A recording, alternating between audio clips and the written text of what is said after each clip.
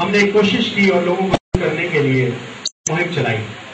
ہمارے کچھ دوستوں نے ہمارا مذاق بھی اڑایا، لیکن بات وہی ہے کہ جب آپ کو دلی طور پہ اطمینان ہو کہ آپ کوئی اچھا کام کرتے ہیں تو آپ لوگوں کی باتیں نہیں سنتے. اسی طرح ہمارے دوست نے یہ بھی کہا کہ پاگل ہو گئے ہیں، فالتو میں ٹائم ضائع کرتے ہیں.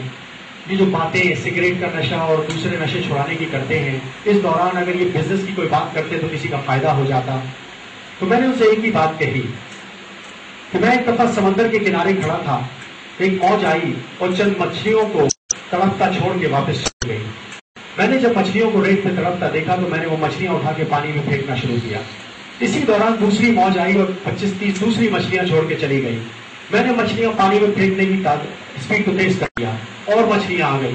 میرے دوست جو پیچھے کھڑے تھے کہنے لگے بھائی صاحب پاگل ہو گئے، look around you, it does not make any difference, there are thousands of them. تو میرے ہاتھ میں جو 2 مچھلیاں تھیں وہ پانی میں پھینکتے ہوئے میں نے کہا it does make a difference for these two. تو اسی بات کو لے کے اکثر لوگوں نے مجھے کہا کس کا نشہ چھڑائیں گے آپ. میں نے کہا کہ اگر پورے کراؤڈ سے ایک شخص کا نشہ چھڑانے میں بھی کامیاب ہو گیا تو سکون کی نیند سو پاؤں گا کہ کم از کم آج کی کامیابی ہو گئی، کیونکہ اس کے ماں باپ کی دعا بھی تو مجھے لگے گی. ہم لوگوں کے جتنے بھی دوست ہیں، جتنے بھی بھائی ہیں، جتنے بھی بزرگ ہیں، یہ سب نشہ کرتے وقت یہ بھول جاتے ہیں کہ دوسروں کو کتنی تکلیف پہنچا رہے ہیں.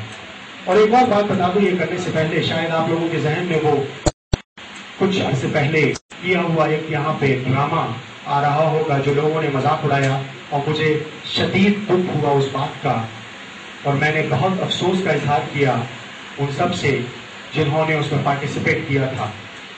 جن لوگوں نے وہ عید میلے کا پروگرام دیکھا تھا ان کے ذہن میں شاید اب نقش ہو گئی ہوگی کہ اسی اسٹیج پہ یہاں پہ کھڑے ہو کے میری اس بات کا مذاق اڑایا گیا تھا کہ میں لوگوں کے نشے چھڑواتا ہوں. میں لوگوں سے یہ کہتا ہوں کہ اگر آپ سگریٹ پیتے ہیں تو میرے قریب مت آئیے.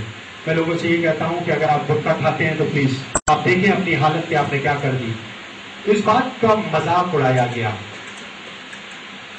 اس کو ڈرامے کی صورت میں مذاقاً پیش کر کے مذاق اڑایا گیا. اس کے بعد مجھ سے معافی بھی مانگی گئی کہ ہمارا یہ مقصد نہیں تھا، لیکن دکھ ہوا.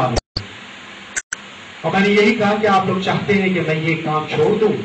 نہیں ہم نہیں چاہتے. میں نے کہا اگر چاہتے بھی ہیں تو بھی نہیں چھوڑوں گا. آپ کو مذاق اڑانا ہے اور اڑائیے، میرا کام ہے کرنا، میں کروں گا. کیونکہ مجھے ایک بزرگ کی کہانی یاد آ گئی جو اپنی جماعت کے ساتھ کہیں جا رہے تھے. راستے میں رات ہونے کا اندیشہ تھا تو انہوں نے ایک ندی کے کنارے پڑاؤ ڈالا اور وہ بزرگ پانی پینے کے ساتھ یا وضو کرنے کے لیے نیت سے آگے گئے. اس پانی میں ایک بچھو ڈوب رہا تھا.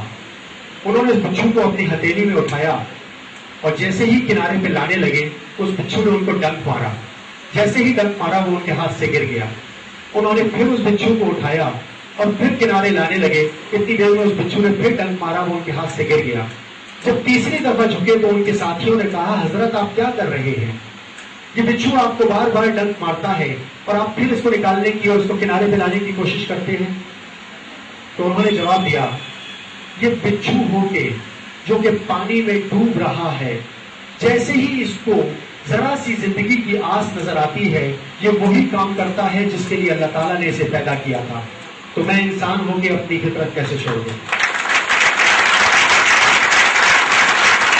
تو میں نے بھی اس مذاق کو جو میرا اڑایا گیا تھا اپنے دل سے نہیں لگایا. میں اسی ہمت کے ساتھ آپ کے سامنے پھر کھڑے ہو کے وہی بات کرنے جا رہا ہوں جو بہت سے لوگوں کو بری لگتی ہے اور بہت سے لوگ اٹھ کے چلے جاتے ہیں.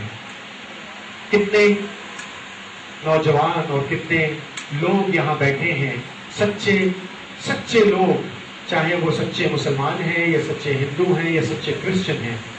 جتنے بھی سچے لوگ بیٹھے ہیں جو اپنے گھر والوں سے سچی محبت کرتے ہیں اور اپنے رب سے سچی محبت کرتے ہیں. کتنے لوگ ہیں جو نشہ کرتے ہیں؟ سچے لوگ ماشاءاللہ. آئے نا اسٹیج پہ، آئے نا، آپ لوگوں کی بات کراتے ہیں سب لوگوں کے ساتھ. آ جائیں. دو ہاتھ اٹھائے ہوئے، آ جاؤ جلدی سے آ جاؤ. آؤ تھوڑی سی بات کریں شاباش. نیچے جو لوگ دیکھ رہے ہیں اور سن رہے ہیں ان میں سے بھی جتنے سچے لوگ ہیں سب آ جائیں.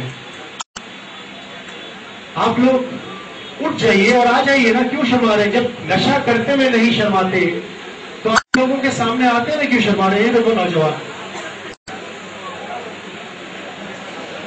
یہ اتنا اچھا لگا تھا اس دن مجھے نوجوان کالا نائٹ والے دن جب اس نے بہترین قسم کی بالنگ کا مظاہرہ کیا.